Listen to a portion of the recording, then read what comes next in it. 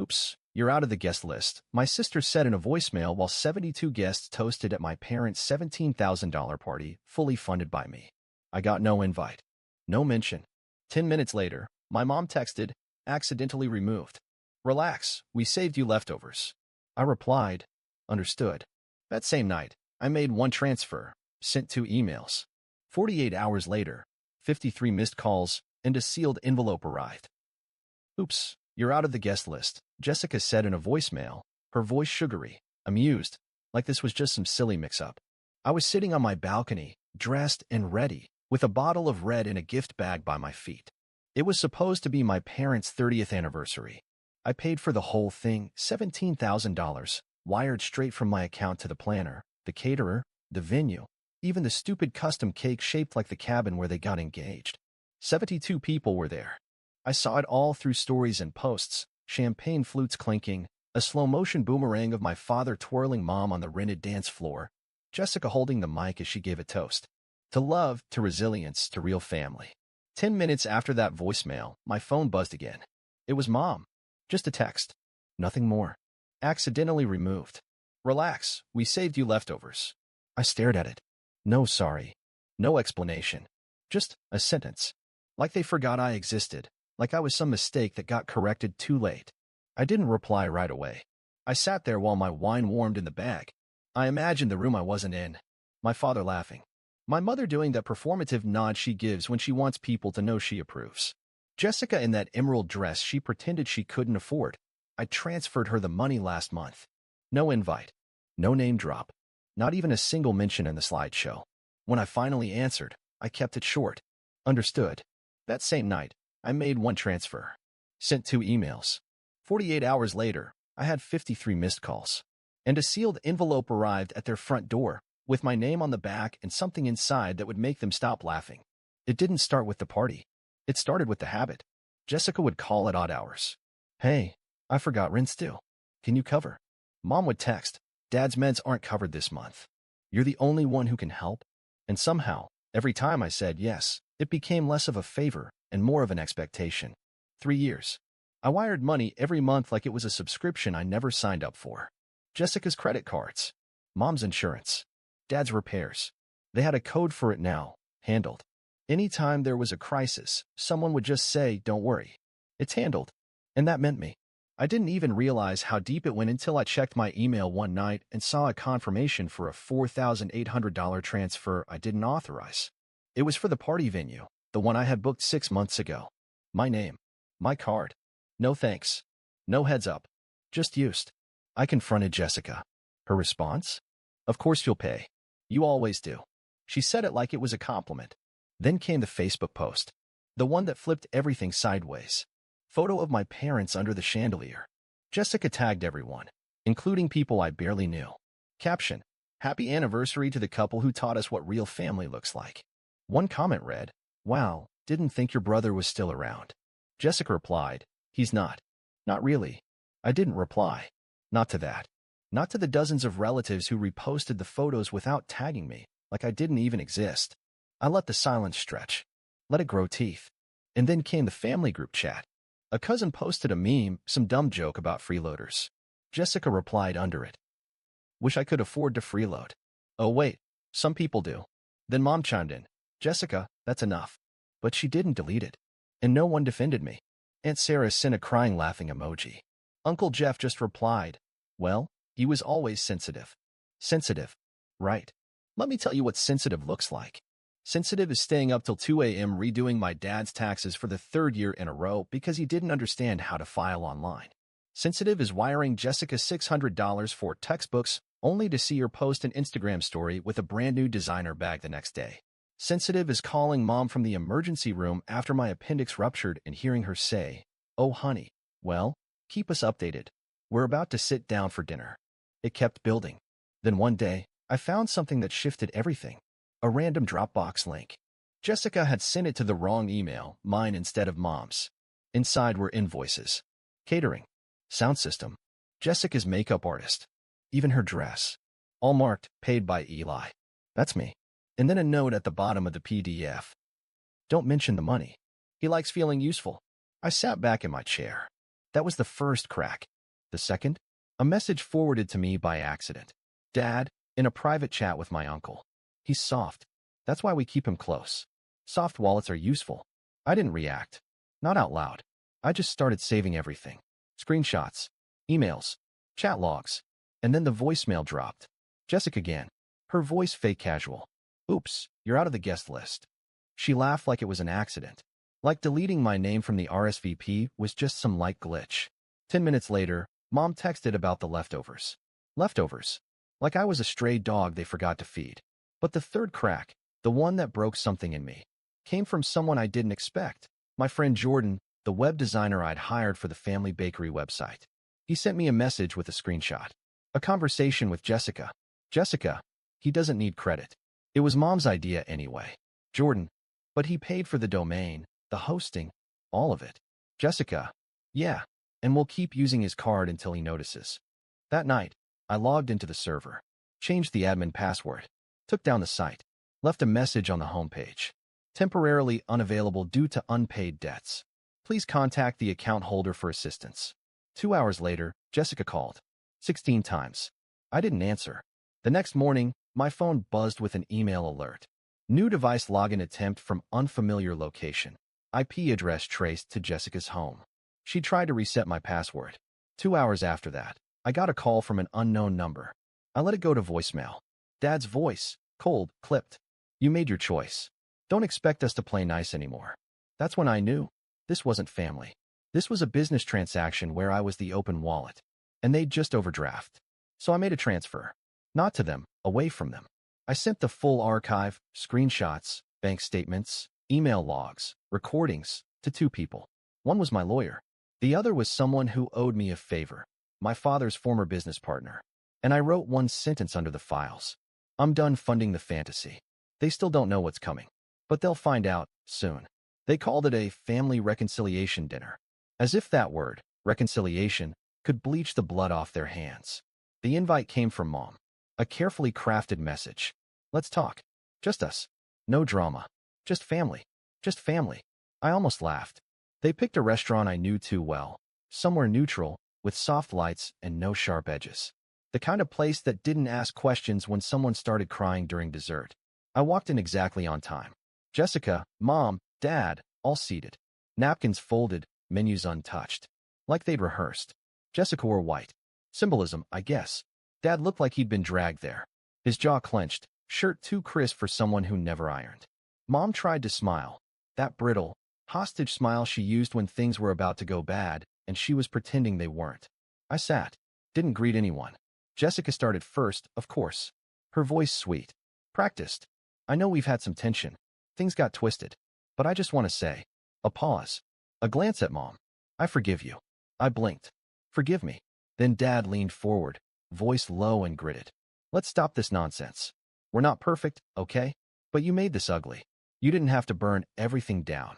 Mom reached out, touched my wrist. We're your family. We make mistakes.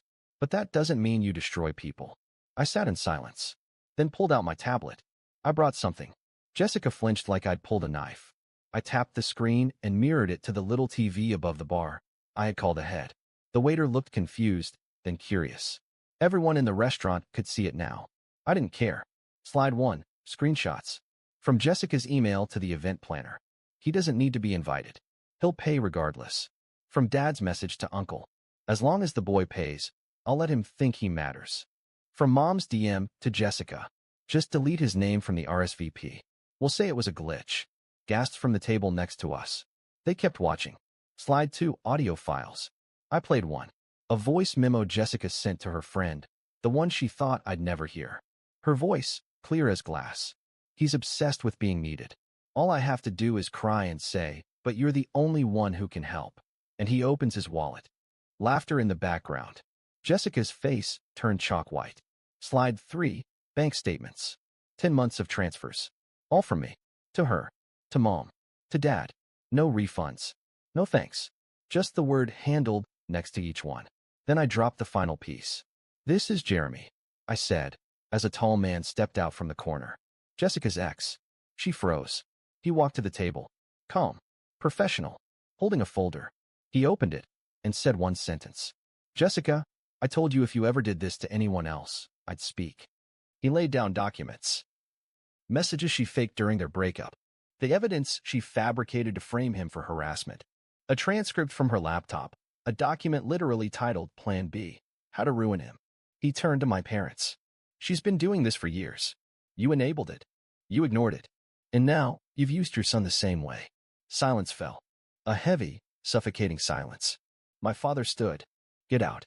You're not part of this family. I stood too. You're right. I took a deep breath. I'm not. I turned to the room. People were watching now. My name is Eli. I paid for this family's survival for 3 years. Rent, credit, groceries, medical bills, car insurance, cake, chairs, champagne, 72 guests. I paid for their fantasy. I pointed to Jessica. She deleted me from the guest list. My own sister. My name was never missing. It was removed. I looked at my mother. You called that an accident. And said, relax, we saved you leftovers. She opened her mouth, but nothing came out. I leaned in close, stared straight into my father's eyes. You said I made my choice. You're right again. I pulled a small envelope from my coat and dropped it on the table. This is the cease and desist. You are not to use my name, image, financials, or anything associated with me in any business, personal, or public communication. Violate it, and I'll sue. And I'll win. I turned to leave. Dad grabbed my arm. You think this makes you powerful? I shook him off. No, it just makes me free. And then, as I walked away, I stopped at the bar, looked at the waiter, and nodded to the screen still showing the evidence. Leave it up for 5 more minutes. Sure thing, he said. They expected a storm, a meltdown, maybe another dramatic voicemail or a long angry message at 2 a.m. They were ready for rage, for screaming, slamming doors, or a social media post they could all dismiss as emotional. But rage is loud, and I had something better. Silence.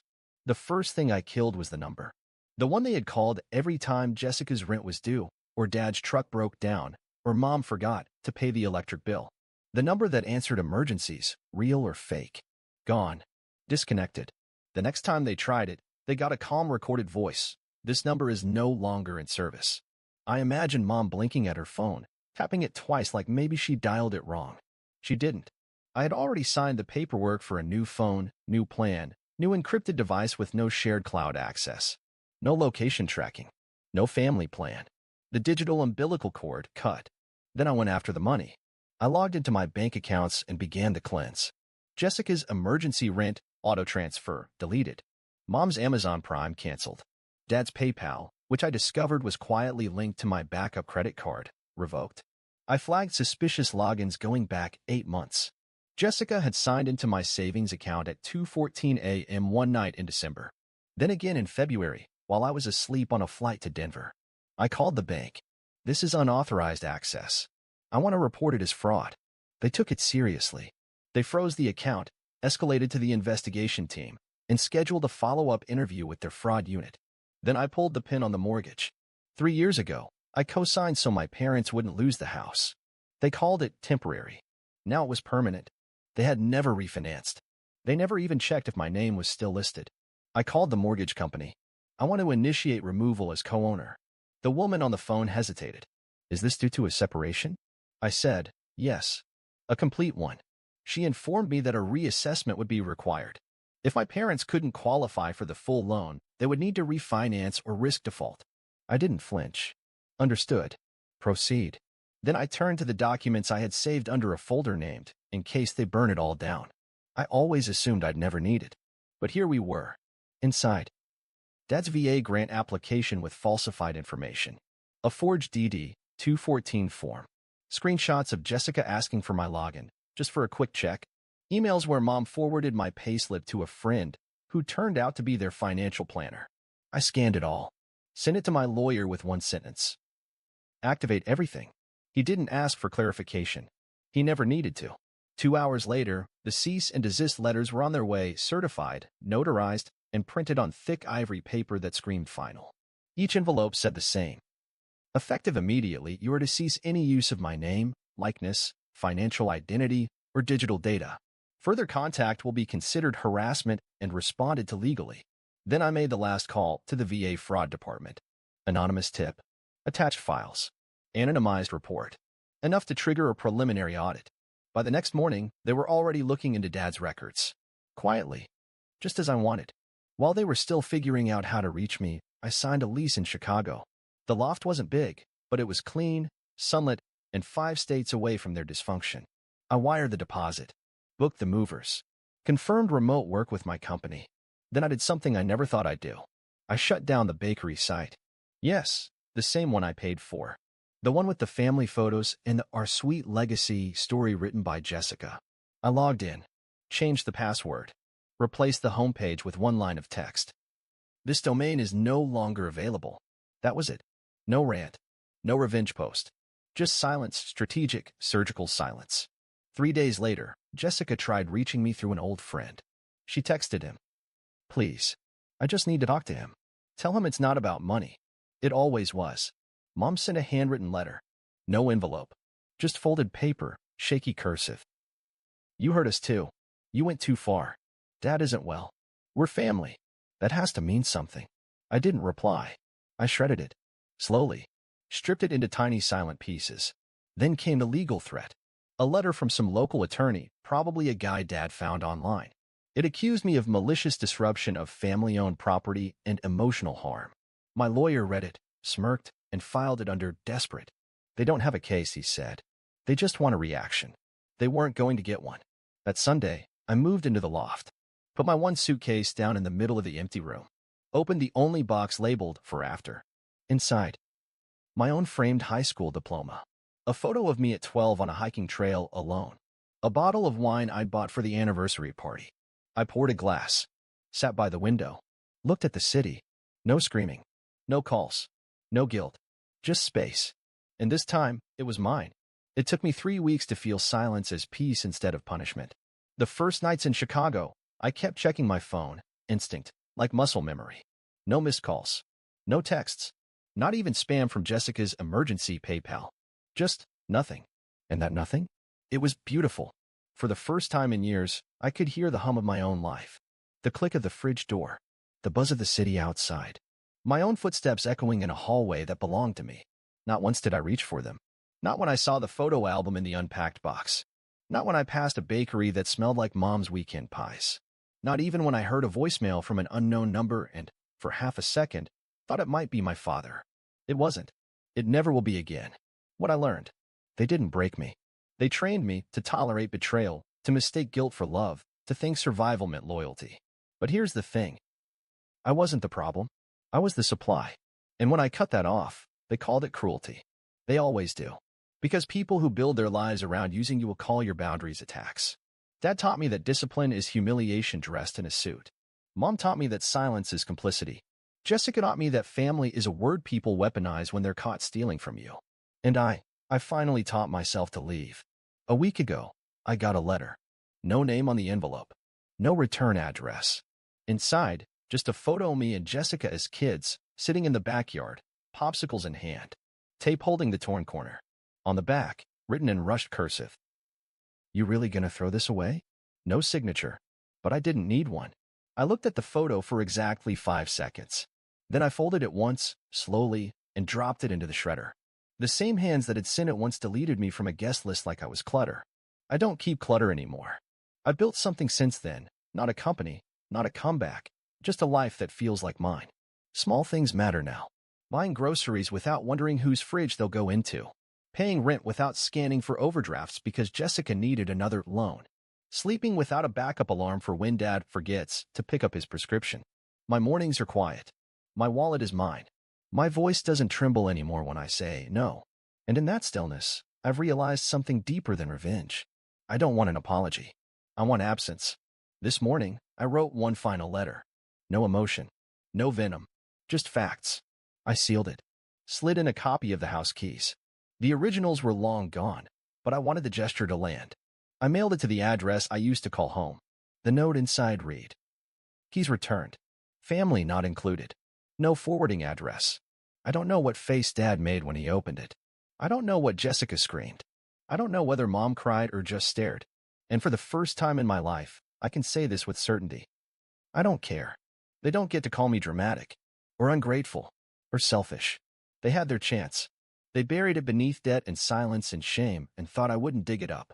They were wrong. So here's the truth, loud and clear. I'm not a villain. I'm not a savior. I'm not broken, bitter, or waiting for closure. I am gone, and they are not coming with me. Let the silence speak louder than my words. Let them toast to their lies. Let them scroll, stalk, whisper, guess. Because the one thing they'll never get again? Access. The last time I saw my old phone, I held it in my hand for a moment. I could still feel the echoes of them in its weight. Late-night pings, guilt texts, voicemail landmines. Then I dropped it in a drawer, locked it, and walked out the door. Not with rage, not with tears, with freedom. That's the real ending. No fireworks, no fight, just the soft, undeniable truth. I don't owe them a single thing, and I never will again.